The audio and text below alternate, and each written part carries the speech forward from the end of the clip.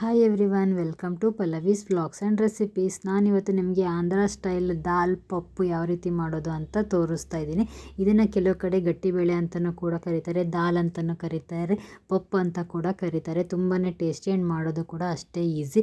ಅದನ್ನು ನೋಡೋಕ್ಕೂ ಮುಂಚೆ ನೀವು ನನ್ನ ಚಾನಲ್ನ ಸಬ್ಸ್ಕ್ರೈಬ್ ಆಗಿಲ್ಲ ಅಂದರೆ ಸಬ್ಸ್ಕ್ರೈಬ್ ಮಾಡಿಕೊಂಡು ಪಕ್ಕದಲ್ಲಿರೋಂಥ ಬೆಲ್ ಐಕಾನನ್ನು ಕ್ಲಿಕ್ ಮಾಡಿ ಒಂದ್ಸಲ ನನ್ನ ಚಾನಲ್ನ ವಿಸಿಟ್ ಮಾಡಿ ಬೇರೆ ರೆಸಿಪೀಸನ್ನು ಚೆಕ್ ಮಾಡಿ ಅಂತ ಕೇಳ್ತಾ ಇದ್ದೀನಿ.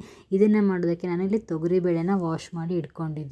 ತೊಗರಿಬೇಳೆ ಕ್ವಾಂಟಿಟಿ ಜಾಸ್ತಿ ಇರಬೇಕು, ಎಷ್ಟು ಜನಕ್ಕೆ ಮಾಡ್ತೀರಾ ಅನ್ನೋದ್ರ ಮೇಲೆ ಡಿಪೆಂಡ್ ಆಗಿರುತ್ತೆ. ಗಟ್ಟಿಯಾಗಿ ಆಗಬೇಕು ಇದು ಸಾಂಬಾರು, ಹಾಗಾಗಿ ಸ್ವಲ್ಪ ತೊಗರಿಬೇಳೆ ಜಾಸ್ತಿನೇ ತೊಗೊಂಡಿದ್ದೀನಿ. ಮತ್ತು 2 ದೊಡ್ಡ ಟೊಮ್ಯಾಟೊನ ನಾನು ಕಟ್ ಮಾಡಿ ಹಾಕ್ಕೊಂಡಿದ್ದೀನಿ. ಮತ್ತು 1 ಕಟ್ಟಷ್ಟು ಪಾಲಕ್ ಸೊಪ್ಪನ್ನು ಕಟ್ ಮಾಡಿ ಕ್ಲೀನಾಗಿ ವಾಶ್ ಮಾಡಿ ಹಾಕ್ತಾಯಿದ್ದೀನಿ. ನೀವು ಬೇಕಿದ್ರೆ ಇದಕ್ಕೆ ಸ್ವಲ್ಪ ಮೆಂತ್ಯ ಸೊಪ್ಪು ಕೂಡ ಹಾಕ್ಬೋದು. 2 ಹಾಕ್ತೀನಿ ಅನ್ನೋದಾದರೆ ಅರ್ಧ ಕಟ್ ಹಾಕ್ಕೊಳ್ಳಿ, ಇಲ್ಲ ಪಾಲಕ್ ಒಂದೇ ಹಾಕ್ತೀನಿ ಅಂದರೆ ಪೂರ 1 ಕಟ್ಟಷ್ಟು ಪಾಲಕ್ ಸೊಪ್ಪನ್ನು ಹಾಕ್ಕೊಳ್ಳಿ. ಟೊಮೆಟೊ, ಪಾಲಕ್ ಎಲ್ಲ ಐಟಮ್ಸು ಇದಕ್ಕೆ ಏನು ಹಾಕ್ತೀನೋ ಎಲ್ಲ ಕೂಡ ಸ್ವಲ್ಪ ಹೆಚ್ಚಿಗೆ ಹಾಕ್ಕೋಬೇಕಾಗತ್ತೆ. ಪೂರ 1 ಗಡ್ಡೆಯಷ್ಟು ನಾನಿಲ್ಲಿ ಬೆಳ್ಳುಳ್ಳಿನ ಹಾಕ್ಕೊಂಡಿದ್ದೀನಿ. ಮತ್ತು ಪೂರ 1 ಚಮಚದಷ್ಟು ನಾನಿಲ್ಲಿ ಅರಿಶಿನ ಪುಡಿನ ಹಾಕ್ತಾಯಿದ್ದೀನಿ. ಹೇಳಿದ್ನಲ್ಲ, ಏನೇ ಹಾಕಿದ್ರು ಇದಕ್ಕೆ ಸ್ವಲ್ಪ ಕ್ವಾಂಟಿಟಿ ಜಾಸ್ತಿನೇ ಹಾಕ್ಕೋಬೇಕು. 1 ಸ್ಪೂನಷ್ಟು ಜೀರಿಗೆ ಹಾಕ್ತಾಯಿದ್ದೀನಿ. ಮತ್ತು ಖಾರಕ್ಕೆ ತಕ್ಕಷ್ಟು ಹಸಿಮೆಣ್ಸಿನ್ಕಾಯಿನ ಹಾಕ್ತಾಯಿದ್ದೀನಿ, ಮುರಿದು ಹಾಕ್ಕೊಳ್ತಾ ಇದ್ದೀನಿ ಅಷ್ಟೇ. ನಾನಿಲ್ಲಿ 2 ಹಸಿಮೆಣ್ಸಿನ್ಕಾಯಿನ ಹಾಕ್ತಾಯಿದ್ದೀನಿ. ನಿಮಗೆ ಖಾರ ಜಾಸ್ತಿ ಬೇಕು ಅನ್ನೋದಾದರೆ 1 ಹಸಿಮೆಣ್ಸಿನ್ಕಾಯಿನ ಹೆಚ್ಚಿಗೆ ಕೂಡ ಹಾಕ್ಕೋಬೋದು. ಮತ್ತು 1 ಇಂಚಷ್ಟು ಹುಣಸೆ ಹಣ್ಣನ್ನು ನಾನು ತೊಳೆದುಬಿಟ್ಟು ಇದಕ್ಕೆ ಹಾಕ್ಕೊಳ್ತಾ ಇದ್ದೀನಿ. ರುಚಿಗೆ ಎಷ್ಟು ಬೇಕೋ ಅಷ್ಟು ಉಪ್ಪನ್ನು ಹಾಕ್ಕೊಳ್ಳಿ. ಉಪ್ಪು ನೋಡಿ ಹಾಕ್ಕೊಳ್ಳಿ, ಆಮೇಲೆ ಬೇಕಿದ್ರೂ ಕೂಡ ನೀವು ಟೇಸ್ಟ್ ನೋಡಿ ಮತ್ತೆ ಹಾಕ್ಕೋಬೋದು. ಎಷ್ಟು ಬೇಕೋ ನೋಡ್ಕೊಂಡು ಅಷ್ಟು ಉಪ್ಪು ಹಾಕ್ಕೊಂಡಿದ್ದೀನಿ. ಒಂದು ಸ್ವಲ್ಪ ಬೆಲ್ಲ ಕೂಡ ಹಾಕ್ತಾಯಿದ್ದೀನಿ. ಬೆಲ್ಲ ಹಾಕೋದನ್ನು ಮಿಸ್ ಮಾಡಬೇಡಿ. ಇದು ಬೆಲ್ಲ ಹಾಕೋದ್ರಿಂದ ಟೇಸ್ಟ್ ತುಂಬಾ ಚೆನ್ನಾಗಿ ಬರುತ್ತೆ, ಹಾಗಾಗಿ ಸ್ವಲ್ಪ ಬೆಲ್ಲ ಹಾಕ್ಕೊಳ್ಳಿ.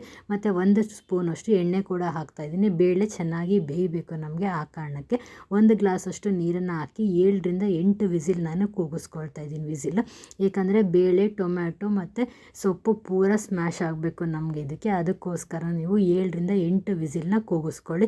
ನೋಡಿ, ಇಷ್ಟಕ್ಕೆ ನಿಮಗೆ ಬೆಂದಿದೆ. ಇವಾಗ ಇದರಲ್ಲಿ ಹೆಚ್ಚಿರೋಂಥ ನೀರನ್ನು ನಾನಿಲ್ಲಿ ಒಂದು ಸಪ್ರೇಟ್ ಬೌಲಲ್ಲಿ ತೆಗೆದಿಡ್ತಾ ಇದ್ದೀನಿ. ಇದು ಬೇಳೆ, ಸೊಪ್ಪು, ಟೊಮ್ಯಾಟೊನ ಕ್ಲೀನಾಗಿ ಸ್ಮ್ಯಾಶ್ ಮಾಡ್ಕೋಬೇಕು ನಾವು.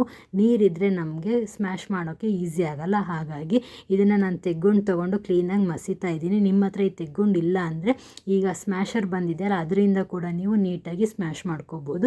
ಹೇಳಿದ್ನೆಲ್ಲ, ಯಾವುದೇ ರೀತಿ ನಿಮಗೆ ಬೇಳೆ ಕಾಣಬಾರ್ದು, ಆ ರೀತಿ ನೀವು ಇದನ್ನು ಸ್ಮ್ಯಾಶ್ ಮಾಡ್ಕೋಬೇಕಾಗತ್ತೆ. ಸ್ಮ್ಯಾಶ್ ಮಾಡಿಕೊಂಡು ಸ್ವಲ್ಪ ನೀರನ್ನು ಹಾಕ್ಕೊಳ್ಳಿ. ಮತ್ತು ಸಪ್ರೇಟ್ ಒಂದು ಬೌಲಲ್ಲಿ ತೆಗೆದಿಟ್ಟಿರ್ತೀವಲ್ವ ನಾವು, ಅದನ್ನು ಕೂಡ ಇದಕ್ಕೆ ಹಾಕ್ಕೋಬೇಕು. ನಿಮಗೆ ಗಟ್ಟಿ ಬೇಕಂದರೆ ಸ್ವಲ್ಪ ನೀರು ಕಡಿಮೆ ಹಾಕ್ಕೊಳ್ಳಿ, ಇಲ್ಲ ನಮಗೆ ಅಷ್ಟೊಂದು ಗಟ್ಟಿ ಇಷ್ಟ ಆಗೋಲ್ಲ ಅಂದರೆ ಸ್ವಲ್ಪ ನೀರು ಹಾಕ್ಕೋಬೋದು.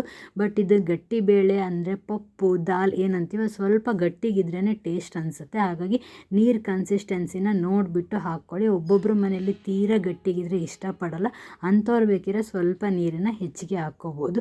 ನೋಡಿ, ಇವಾಗ ತೋರಿಸ್ತಾ ಇದ್ದೀನಲ್ಲ, ನಾನು ಈ ಕನ್ಸಿಸ್ಟೆನ್ಸಿಗೆ ಮಾಡ್ಕೊಂಡಿದ್ದೀನಿ. ನೀವು ಇನ್ನೂ ಗಟ್ಟಿ ಬೇಕಾದರೂ ಮಾಡ್ಕೋಬೋದು, ಇಲ್ಲ ಇನ್ನೂ ತೆಳುವಾಗಿ ಬೇಕಾದರೂ ಮಾಡ್ಕೋಬೋದು. ಇದನ್ನು ಮತ್ತೆ ಒಂದು ಸಲ ಕುದಿಸೋ ನೆಸೆಸಿಟಿ ಇಲ್ಲ. ಇದನ್ನು ಸೈಡಲ್ಲಿ ಎತ್ತಿಟ್ಟು ಇವಾಗ ನಾನು ಒಗ್ಗರಣೆ ಹಾಕ್ತಾಯಿದ್ದೀನಿ. ಒಗ್ಗರಣೆ ಹಾಕೋದು ಕೂಡ ಅಷ್ಟೇ ತುಂಬಾ ಇಂಪಾರ್ಟೆಂಟ್ ಇದರಲ್ಲಿ. ಫಸ್ಟಿಗೆ ನಾನಿಲ್ಲಿ 2 ಸ್ಪೂನಷ್ಟು ಎಣ್ಣೆನ ಹಾಕ್ಕೊಂಡಿದ್ದೀನಿ. ಮತ್ತು 1 ಗೆಡ್ಡೆಯಷ್ಟು ಬೆಳ್ಳುಳ್ಳಿನ ಚೆನ್ನಾಗಿ ಜಜ್ಜಿಬಿಟ್ಟು ಸ್ಮ್ಯಾಶ್ ಥರ ಮಾಡಿಕೊಂಡು ಈ ಒಗ್ಗರಣೆಗೆ ನಾನು ಹಾಕ್ಕೊಳ್ತಾ ಇದ್ದೀನಿ. ಇದು ಸ್ವಲ್ಪ ಬೆಳ್ಳುಳ್ಳಿ ಸಿಡಿಯೋಕ್ಕೆ ಸ್ಟಾರ್ಟ್ ಆದಮೇಲೆ ಇದಕ್ಕೆ ನಾನು ಒಂದು ಅರ್ಧ ಟೇಬಲ್ ಸ್ಪೂನಷ್ಟು ಸಾಸಿವೆ, ಒಂದು ಅರ್ಧ ಟೇಬಲ್ ಸ್ಪೂನಷ್ಟು ಜೀರಿಗೆ ಮತ್ತು ಕರಿಬೇವಿನ ಸೊಪ್ಪನ್ನ ಹಾಕ್ತಾಯಿದ್ದೀನಿ. ಬೇಕಿದ್ರೆ ನೀವು ಒಣಮೆಣ್ಸಿನ್ಕಾಯಿನೂ ಕೂಡ ಇದಕ್ಕೆ ಹಾಕ್ಕೋಬೋದು. ಹಾಕ್ಕೊಂಡು ಒಂದು ಒಳ್ಳೆ ಒಗ್ಗರಣೆ ಕೊಟ್ಕೊಂಡ್ಬಿಟ್ರೆ ಸೂಪರಾಗಿರುವಂಥ ಟೇಸ್ಟಿಯಾಗಿರುವಂಥ ಆಂಧ್ರ ಸ್ಟೈಲ್ ಪಪ್ಪು ರೆಡಿಯಾಗುತ್ತೆ. ತುಂಬಾ ಈಸಿ ಮಾಡೋದು, ಮತ್ತು ಟೇಸ್ಟ್ ಕೂಡ ಅಷ್ಟೇ ತುಂಬಾ ಚೆನ್ನಾಗಿರುತ್ತೆ. ಒಂದು ಸಲ ನಿಮ್ಮ ಮನೇಲಿ ಇದನ್ನು ನೀವು ಟ್ರೈ ಮಾಡಿ. ಬಟ್ ಇದನ್ನು ಜಾಸ್ತಿ ಕುದಿಸಿ ತಿನ್ನೋಕ್ಕಾಗಲ್ಲ. ಬೆಳಗ್ಗೆ ಮಾಡಿದರೆ ಬೆಳಗ್ಗೆನೇ ಖಾಲಿ ಮಾಡೋದು, ಮಧ್ಯಾಹ್ನ ಮಾಡಿದರೆ ಮಧ್ಯಾಹ್ನನೇ ಖಾಲಿ ಮಾಡಿಬಿಡಬೇಕು. ಯಾಕಂದರೆ ಕುದಿಸೋಕ್ಕಾಗಲ್ಲ, ಗಟ್ಟಿ ಇರೋದ್ರಿಂದ ತಳ ಹಿಡಿದು ಬಿಡುತ್ತೆ. ಹಾಗಾಗಿ ಸ್ವಲ್ಪ ಕ್ವಾಂಟಿಟಿ ಒಂದು ಟೈಮಿಗೆ ಆಗೋಷ್ಟು ಅಷ್ಟೇ ಮಾಡ್ಕೊಳ್ಳಿ. ಇದನ್ನು ಕುದಿಸ್ದಂಗಿಲ್ಲ, ತಳ ಹಿಡಿದು ಟೇಸ್ಟೇ ಚೇಂಜ್ ಆಗಿಬಿಡುತ್ತೆ ಕಂಪ್ಲೀಟಾಗಿ. ಅದಕ್ಕೋಸ್ಕರ ನೋಡಿ, ಸೂಪರ್ ಟೇಸ್ಟಿ, ಹೆಲ್ದಿಯಾಗಿ, ಈಸಿಯಾಗಿ ಮಾಡುವಂತಹ ಆಂಧ್ರ ಸ್ಟೈಲ್ ಪಪ್ಪು ರೆಡಿಯಾಗಿದೆ. ಒಂದು ಸಲ ನಿಮ್ಮ ಮನೇಲಿ ಟ್ರೈ ಮಾಡಿ, ಟೇಸ್ಟ್ ಯಾವ ಥರ ಬಂತು ಅಂತ ನನಗೆ ಮಿಸ್ ಮಾಡದೆ ಕಮೆಂಟ್ ಮಾಡಿ. ನೀವಿನ್ನೂ ನನ್ನ ಚಾನಲ್ನ ಸಬ್ಸ್ಕ್ರೈಬ್ ಆಗಿಲ್ಲ ಅಂದರೆ ಸಬ್ಸ್ಕ್ರೈಬ್ ಮಾಡ್ಕೊಳ್ಳಿ, ಲೈಕ್ ಮಾಡಿ, ಶೇರ್ ಮಾಡಿ, ಕಮೆಂಟ್ ಮಾಡಿ. ಪ್ಲೀಸ್ ನನ್ನ ಚಾನಲನ್ನು ಸಪೋರ್ಟ್ ಮಾಡಿ. ಇನ್ನೂ ಹೆಚ್ಚೆಚ್ಚು ವೀಡಿಯೋಸ್ನ ನಾನು ನಿಮಗೆ ಹಾಕ್ತೀನಿ.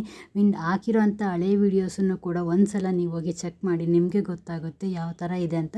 ಆ್ಯಂಡ್ ಪ್ಲೀಸ್ ಕಮೆಂಟ್ ಮಾಡೋದನ್ನು ಮಾತ್ರ ಮರಿಬೇಡಿ ಅಂತ ಕೇಳ್ತಾ ಇದ್ದೀನಿ. ಸೂಪರ್ ಆಗಿರೋಂಥ ಆಂಧ್ರ ಸ್ಟೈಲ್ ಪಪ್ಪನ್ನ ನಿಮ್ಮ ಮನೆಯಲ್ಲೂ ಕೂಡ ಮಾಡಿಕೊಂಡು ಎಂಜಾಯ್ ಮಾಡಿ. ಈ ವಿಡಿಯೋನ ಇಲ್ಲಿಗೆ ನಾನು ಮುಗಿಸ್ತಾ ಇದ್ದೀನಿ. Thanks for watching.